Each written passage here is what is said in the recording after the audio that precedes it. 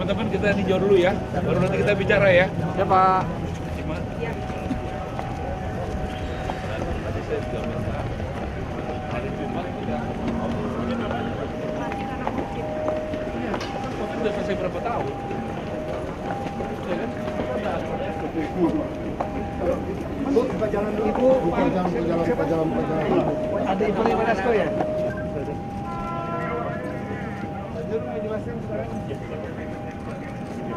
Ada 418. Iya, siap.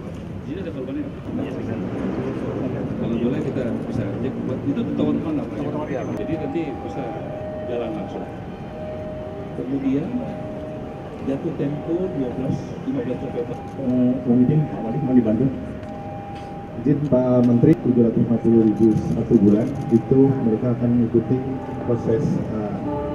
Ya, baik Bapak, siap kita laksanakan. Kalau perlu dikasih gratis dulu lah. Iya, Mampu kan begitu Pak? mampu Bapak. Oke, kita sepakat kasih gratis ya. Iya, siap Bapak. Janji ya. 1 tahun ya. Baik Bapak. 1 tahun ya. Iya. Oke, 1 tahun. Ya. Ini boleh dihitung dari hari ini. Oke, baik Bapak. Ya, 1 tahun gratis ya. Iya. Itu saksinya semua ya, supaya jelas. Kan ya Pak ya, PD Pasar Jaya saya yakin untuknya cukup bagus kan Ibu Imai kan? Iya, siap Jadi Bapak. supaya bisa membantu juga masyarakat. Kalau bisa aset-asetnya dimaksimalkan ya. Ini yang pertama, ke depan tolong kan saya minta tadi dengan arahan Pak Mendagri ini luar biasa. Dari 1.200 rupiah terendah. Iya, baik.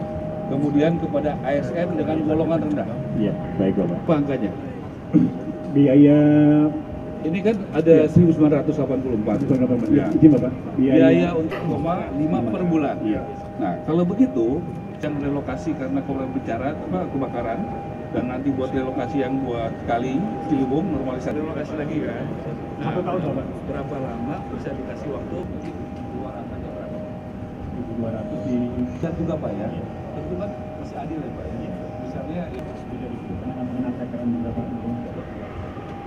itu sama-sama ya, karena kewenangannya bukan saya dan Pak Mendagri ya. Jadi itu bukan Terlalu mahal Pak.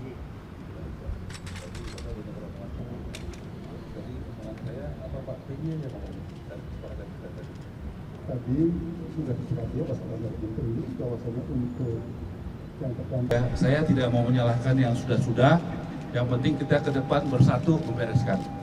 Memang ini sudah 2 tahun begini.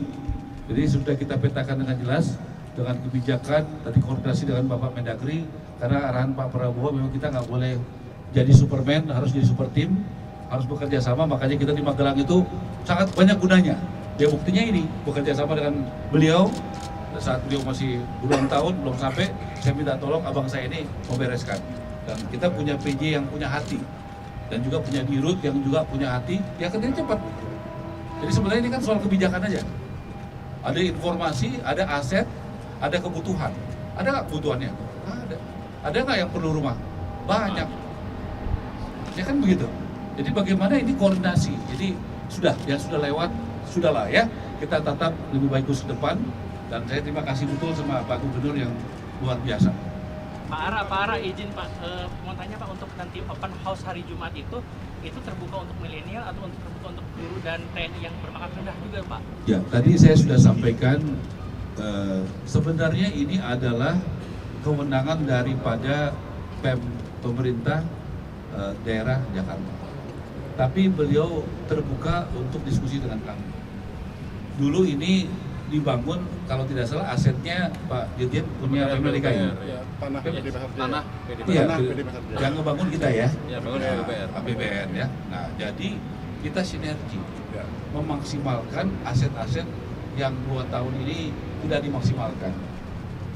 Jadi saya sekali lagi, udahlah kita lihat masa depan saja. Pak Prabowo selalu katakan, mari kita bersatu, yang sudah lewat. Ya, saya nggak mau evaluasi lagi. Ya, kita lihat ke depan aja. Pak Menteri, tahun 2022 lalu audit PT Pasar temuannya adalah subsidi rumah. Nah, itu pertanyaan bagus ya. Besok datang deh ke kantor saya, kami di brief pelajaran selama 3 hari.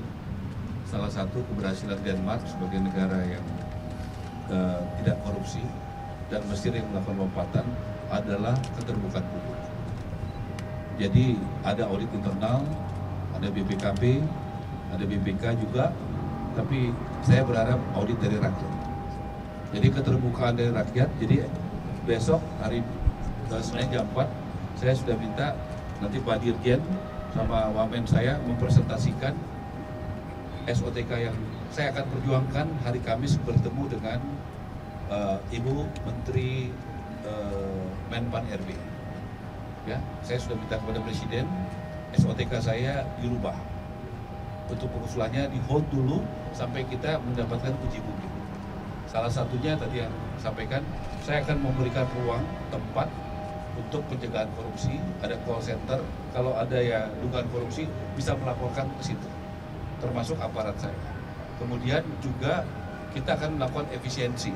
Contoh, kita beli semen, kalau untuk 2 tower dengan ribuan tower, harganya beda. Kita bisa minta itu harganya turunkan. Jadi kita harus melakukan efisiensi. Saya biasa di swasta, ada produktivitas, ada efisiensi. Nah, negara ini menurut saya bukan hanya mengamankan uang negara, tapi juga harus efisiensi. Bayangkan kalau harga-harga bahan bangunan bisa dibuat lebih murah, berarti harga rumahnya lebih murah kan? Berarti yang untung siapa? Rakyat. Jadi kita harus membuat anggaran-anggaran itu lebih murah dengan cara strateginya tadi. Ya, kebetulan misalnya dengan banyaknya kebutuhan, ya kita nego sama pabriknya, misalnya pabrik semen tadi. Kita kebutuhannya banyak nih, kasih dong harga lebih murah. Tapi untuk kepentingan siapa? Negara dan rakyat. Jelas ya gitu ya. Saya mau nambah nih. Ya, ini Bapak Mendagri. Silakan. Khusus perumahan.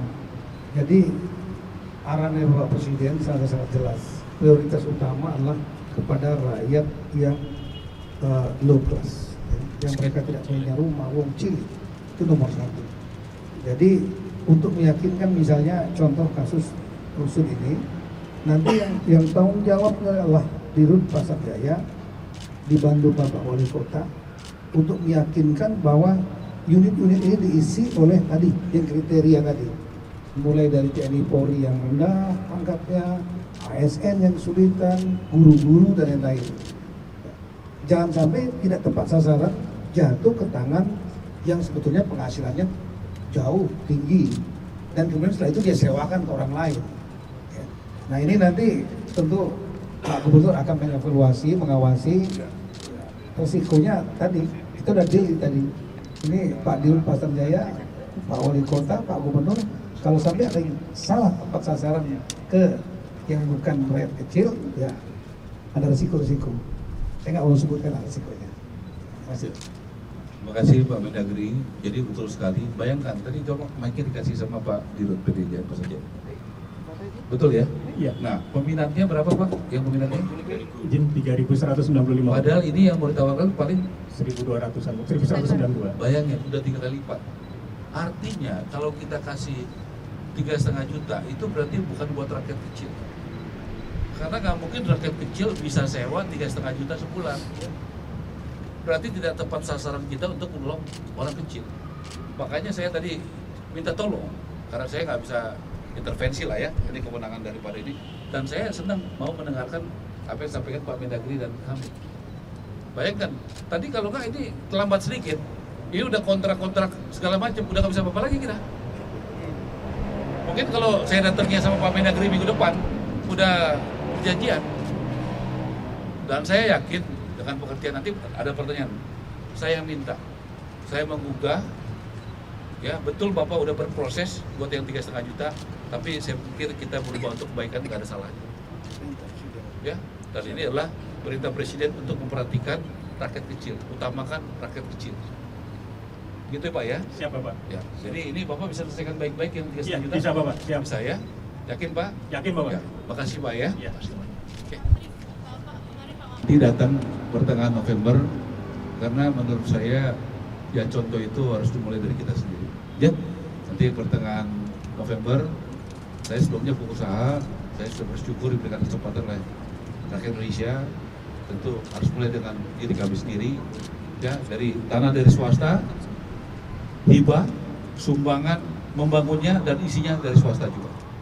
Nah, yang kita mau buat adalah kepedulian, kegotong royongan. Moto kami adalah gotong royong membangun rumah untuk rakyat. karena nggak bisa sendiri. Anggaran negara nggak mungkin cukup. Ya, nah jadi kita akan juga mengajak teman-teman semua swasta untuk kepedulian sosial. Dan kita akan mulai, itu akan jadi model, doain sekitar tanggal 10 November kita mulai lakukan itu. Luasannya 2 hektar itu Pak? Atau 2 hektar minimal. Pak Menteri, dan mungkin biaya untuk ASN dan Tadi sudah jelas, yang gratis adalah untuk yang terdampak kebakaran kemarin, yang di Manggarai.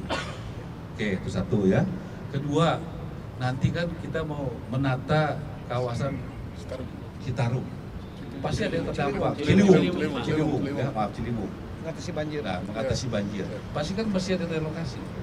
Nggak usah cari, kita udah siapkan tempatnya di sini. Dan gratis selama setahun. Nah, jadi kita jangan membangun tanpa mikirin rakyat yang terlokasi mau kemana. Nah, saya senang senior saya Pak Tito tadi menyampaikan pikiran yang sangat cerdas. Jadi pikiran yang terobosan tapi berkeadilan. Dan lebih senang lagi karena PJ gubernurnya setuju. Jadi kita sudah alokasikan, nanti Ibu Ima kan enak. Jadi pemerintah DKI dan DPRD DKI tidak perlu lagi menganggarkan. Karena tempatnya sudah ada. Bahkan dikasih gratis. Masa orang sudah direlokasi masih sewa kan? Jadi menurut saya ini pembangunan yang berkeadilan ya seperti ini. Memanusiakan manusia terutama rakyat kecil. Jelas ya? Udah ya? Mungkin 50. Itu angka untuk break even kelola ini Pak ya. Nah, jadi tentu berkeadilan itu nggak sama rata. Ya, contoh yang ada penghasilannya mungkin ya penghasilannya 5 juta dengan 10 juta kan masa disamain. Mesti ada subsidi silang kan?